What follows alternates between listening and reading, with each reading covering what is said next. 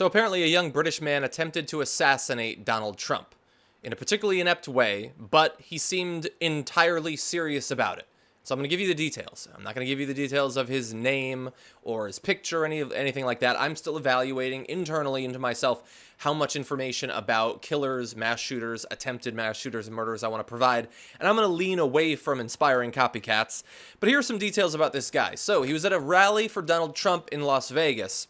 He sees a police officer whose gun is in an unlocked position, and he decides to grab it to give himself the opportunity to potentially shoot Donald Trump. So he had reportedly tried to seize the gun after saying that he was seeking Mr. Trump's autograph at the rally just this last weekend. He said that he'd been planning to try and shoot him for about a year, and now he decided to act because he felt confident that he could do it. Now, if you hear these details so far and you come to the conclusion that this is obviously an insane person, if the confidence was that he could grab a cop's gun, run over, kill Donald Trump while the Secret Service was there, I don't think he should have had the level of confidence that he apparently had, but he did. Now, he says that he knew he would only be able to fire off a round or two, and that he would probably die during the attempt, but that it was worth it and he was going to try to do it. And if he had not tried to kill him there, he was going to try to do it at a rally in Phoenix, for which he had already booked tickets. Now, this is, as I said, a young British man. Apparently, he says that he's lived in the U.S. for a year and a half. I have a feeling that this is probably not going to inspire a call to stop all British migration into the U.S. until we know what's going on. But look, let's take this seriously, because this is a guy who apparently wanted to kill a person who was running for the presidency, who tried to grab a cop's gun. Now, would he have simply grabbed the gun and ran? Would he have grabbed the gun and shot the cop to stop him from apprehending him? We don't know, but this is a guy who apparently, if you believe what he said, had murderous intent. And there can be none of that. Now, I'm going to make jokes and all that because I'm a joker. That's what I do with politics, obviously.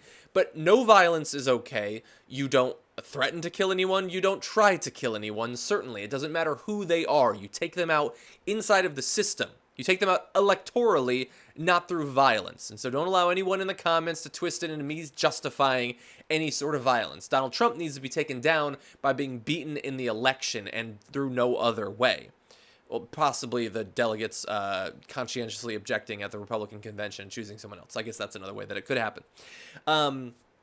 But at the same time, while this guy was 100% wrong, should probably go to jail for the rest of his life, and whatever security they want to add to a Donald Trump rally, so long as it's for the purpose of actually protecting him, it makes all the sense in the world. If they're using it to pen in the media and beat the shit out of them, as they have so often, then that's not the right response.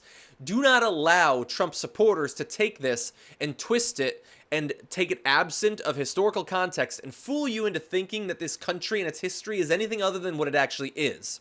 There has been political violence in this country for as long as we've had a country, indeed longer than we've had a country. And although there is violence on all sides, it is not equal. Don't let anyone lie to you about that. If you look at a list of political assassinations and attempted assassinations in American history, there is a very clear, easily distinguished pattern without any expert analysis needed. It is the right-wingers assassinating left-wing politicians. That is how it goes. Now, that doesn't mean that that's every instance. Ronald Reagan was shot at, obviously. But in the vast majority of cases, historically, that is what happens, and it shouldn't be any surprise.